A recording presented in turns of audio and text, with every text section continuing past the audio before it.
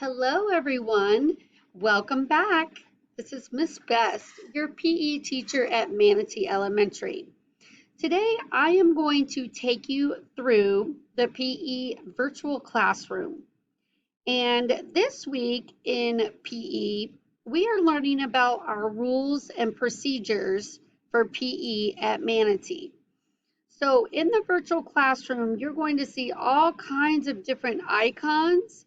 And where those icons are, you would click on the picture and it will take you to a link that will give you information about something along the PE realm, rules, activities, standards. So I'm going to kind of walk you through. All of these icons on the bottom are just a little bit of information about myself. So I'm going to start right here where the dog is. And if I click on the dog, up pops the picture of my dog. I have a dachshund dog. Oftentimes people call dachshunds wiener dogs. And his name is Sirky. He is going to be 15 years old in November, and he loves to go for car rides. The next icon that's going to tell you a little bit about me is the UCF icon. On this page, it tells you I am starting my 21st year of teaching. I started out as a kindergarten teacher, and I have been a PE teacher at Manatee now for over 10 years. I was just recently selected as the elementary PE teacher of the year for the entire state of Florida, as well as elementary PE teacher for the Southeast region. So we're talking about 13 states. So that is quite the accomplishment that I am very proud of. The next icon is this in blue, North Carolina. I was born in North Carolina and lived there till about third grade, and then moved to Florida. So although I call Florida home because I've lived here a long time, North Carolina is where I was born, and the years that I lived there, I was born and raised a North Carolina Tar Heel fan. So if I have to pick a sports team, that's going to be my number one team. But if I have to pick a team within Florida, UCF, because that's where I went to school. The next icon I'm going to click on is the baseball. And when we click on the baseball, we see a couple different pictures. And basically, my passion for softball started at a young age. I played at the college level on a scholarship. My softball career unfortunately ended about 10 years ago when I had shoulder surgery. I do get to relive my passion once a year by playing and coaching in the staff softball game at the end of the year. So I put two pictures there of me participating in our end of the year staff softball game. If you are new to us and you don't know about that, that is going to be something that you're going to look forward to happening at the end of this school year. Lots of fun. The next icon I'm going to click on is up here at the top where it says I love PE. And when we click on this icon, it's just kind of an informational letter for you and your parents to know about what kinds of clothing, what the dress code is, what you can and can't do as far as water bottles. So it says, welcome to our Excellent in Physical Education Award. That's another award that we received through the county, and we got that back in 2013, and it is good till this year, 2020. So basically, if you were doing PE here in school, you would want to make sure you have athletic sneakers, or tennis shoes. They must be tied, velcroed, or zipped, so none of those slip-on shoes. And you want to make sure that it is secure. So that's why we need the laces, the Velcro, zip, so that the shoe is secure to your foot. You are encouraged to bring water bottles with water only. This year, we will not have access to our water fountains during our time together. So make sure you bring your water bottle. If you need to be excused from PE for any reason, students will bring me a doctor's note or a parent note. Sometimes when we get injured or hurt, we don't go to the doctor right away, and so a parent note is okay. Or if you do go to the doctor and you can get an excuse from them, that works as well. I do recommend that even if you have to miss PE, that you still come to PE, because that way you can at least keep up on what we're doing. So when you're able to rejoin us, you know exactly what we've been doing. Also on this page is how you could reach me through email and phone number. The next thing we're going to click on is we're going to go down here to this dry erase board where it says the green poster, our PE rules. And so there it lists our PE rules. Number one, be responsible. We talked about wearing your sneakers. We're also going to talk about being responsible for the equipment and using it the correct way and the way it should be used. Number two, be your personal best. I like to say a lot of these rules are important, but number two is really important.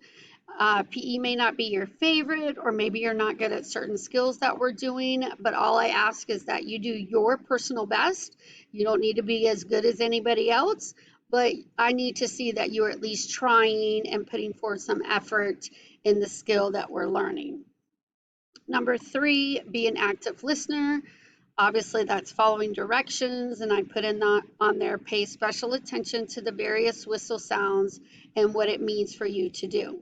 So I have 3 whistles I go by. One whistle means start the activity, everybody set, go. A different sound whistle will be for you to freeze. And that's really an important one, because oftentimes we're so busy playing, we're chasing a ball, we're doing something, we just want to finish it. But if you get that freeze whistle, I need you to freeze wherever you're at. Don't do anything else. That usually is because I need to convey to you something important. Maybe I forgot a direction, maybe an announcement came on the speaker, something along that line. So if you hear that, I need you to freeze. And then the third whistle you will hear represents for you to, our time is up, so you're going to stop. You're going to clean up. So if you were using any equipment, your group is going to put it all back so it's ready for the next class. And then you're going to gather all your belongings and you are going to line up, or in this case, kids are going to report back to their home base.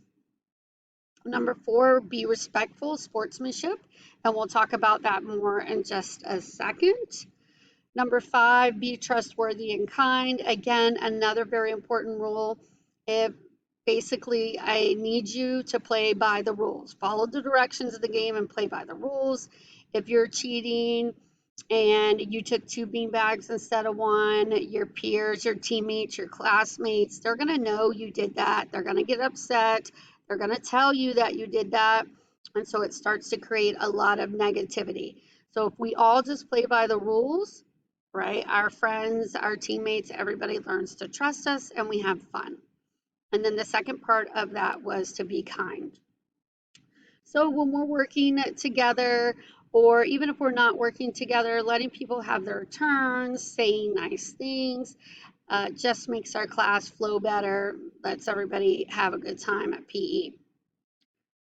And then number 6, have fun and be fit. So I am going to be talking about different things throughout the year: nutrition, exercise, organs, bones, things like that. So that is going to help you learn how to become a fit individual. And then the fun part comes from you. When we are respectful, trustworthy, give our personal best, all of these things lead up to fun.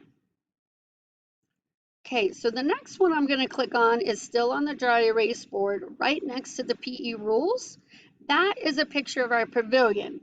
So this part of the pavilion is kind of gave you where we have a green temporary fencing in the back around our pavilion that allows us to keep our area. It keeps all the equipment inside. It keeps us separated from any other activities taking place outside. The other little part of that you see are some colored circles or spots. So here are our procedures. When students enter our PE area, they're going to place their water bottle and belongings in their own personal crate. So they're going to be crates set out and they're going to put their things in there. They're going to locate their red or blue spot or circle, which I refer to as their home base on the pavilion area, and they're going to have a seat. Once they are seated, I'm going to quickly take attendance, and then I'm going to check for make sure they have the right shoes on. Then I'm going to go over their warm-up activity, and the students will do a warm-up activity for 3 to 5 minutes. After that, students can get drinks, and then they're going to return back to their home base. I will then discuss the information on the board regarding what we are learning for the day and the standard that is being covered, as well as how to play our game for the day. Students are then set up in the play area to begin the activity. When our time together is done, students will clean up, reset the equipment, putting it back how they found it, collect their personal belongings, and then return to their home base to wait for their teacher to pick them up. While students are waiting for their teacher to pick them up, I will do a wrap-up review of questions of today's activities and skills learned. Going next to that pavilion picture, now I'm on the bulletin board area. This picture of what, why, and how, right? This is where the standards are. So every class will always talk about what standard we are learning about and why we are learning that selected standard. The purpose of this is for every student to understand that in PE, we have standards that we have to teach, just like in your regular classrooms. This will help guide you in understanding why we're doing the activity that we're doing for the day and what skill you will be working on mastering.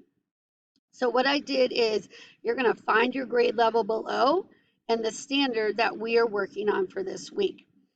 And so here are the classes, the grade levels, and then here's the standard. Most of the standards are basically saying that you are learning to recognize or identify the safety rules and procedures for physical activities. The same thing in the intermediate grades. It just goes from identify to understand to describe. And in 6th grade, we are learning to use proper safety practices. The next thing I'm going to click on next on the bulletin board is called the conflict corner. And basically, the purpose of the conflict corner is to empower you as the students to figure out ways to solve your problems without the help of a teacher. So basically, anytime you're in PE and you have a problem or conflict with another student, the first thing you need to do before coming to talk to me is you need to come over to the conflict corner area, and you're going to follow each step to try and resolve your conflict. Some examples of conflicts we might see happen in PE are maybe you saw someone cheating, maybe someone saw you break a rule or do a procedure incorrectly, maybe they don't like the shirt that you were wearing. It could be anything really. But before you come and tell me about the conflict, you must first ask that person to go to the conflict corner. If a person asks you to go to the conflict corner, you are required to go. That is part of good sportsmanship, working out your problems together. Now, there are some exceptions to going to the conflict corner.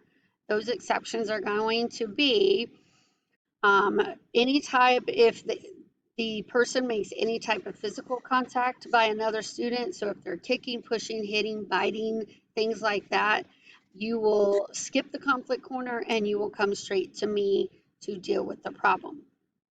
At the conflict corner, you will follow the steps listed on the conflict poster. If after going through the steps listed on the poster and you still can't come to a resolution, then you can come request my help. So as we look at that poster now, basically, first we're going to have our hands out and our palms facing up. That's just a no threat environment. explain the problem, I'm going to tell them what I saw. Maybe I saw them taking two bean